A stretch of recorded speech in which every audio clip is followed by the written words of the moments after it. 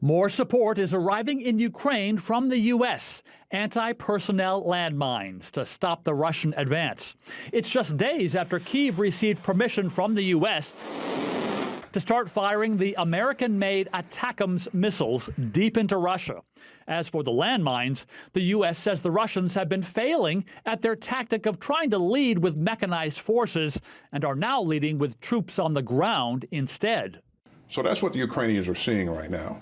And they have a need for things that can help slow down that effort on the part of the Russians. Amnesty International called the U.S. decision reckless, but the U.S. says its landmines will be far safer than the homegrown landmines that Ukraine has been manufacturing. These are mines that are going to be inert and deactive in at the most 2 weeks from now.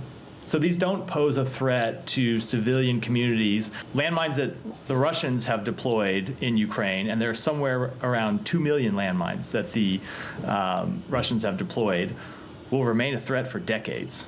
British media is reporting that Ukraine is now firing British-supplied Storm Shadow missiles for the first time into Russia after getting London's approval.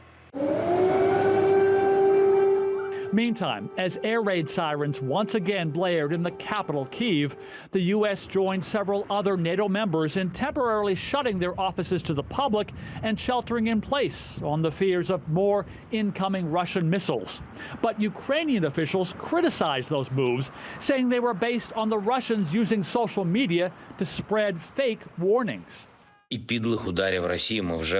information frenzy that took place today with some panic messages passed around, all this benefits only Russia.